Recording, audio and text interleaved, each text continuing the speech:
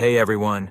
Today we're diving deep into the world of kombucha, specifically focusing on something crucial to the brewing process, the starter tea. If you've ever wondered what makes kombucha tick, you're in the right place. We'll break down the science behind it, why it's so important, and how it helps transform your sugary tea into that delicious, tangy drink we all love. So, let's get started. So what exactly is kombucha? At its core, kombucha is a fermented tea. It's made by adding a SCOBY, a symbiotic culture of bacteria and yeast, into a mixture of tea, sugar, and something called starter tea. This is where the magic begins. And trust me, the science behind it is fascinating. All right, let's talk about starter tea.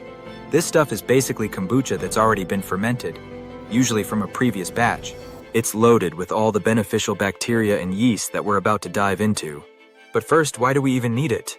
Can't we just throw the SCOBY into sweet tea and call it a day? Not quite. Starter tea plays a critical role in the brewing process. It introduces a healthy population of bacteria and yeast to your new batch right from the start. This is important because it gives your brew a head start on fermentation, ensuring that the right microbes dominate the environment.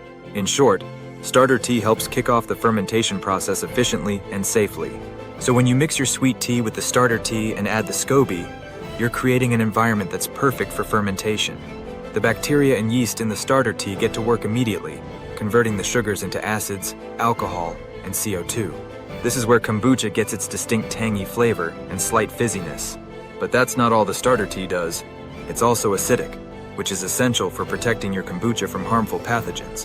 The acidity of the starter tea lowers the pH of the sweet tea mixture right from the start, creating an environment that's inhospitable to most unwanted bacteria and molds. This is why you always want to use a good amount of starter tea in your brew. That brings us to pH levels. Kombucha typically has a pH between 2.5 and 3.5 once it's fully brewed. Starter tea, being already acidic, helps bring down the pH of the new batch quickly, which is crucial for a really safe and successful fermentation. Lowering the pH also contributes to that signature tartness we all love in kombucha. Over the course of a week or two, the bacteria and yeast continue to break down the sugars, producing more acids and carbonation.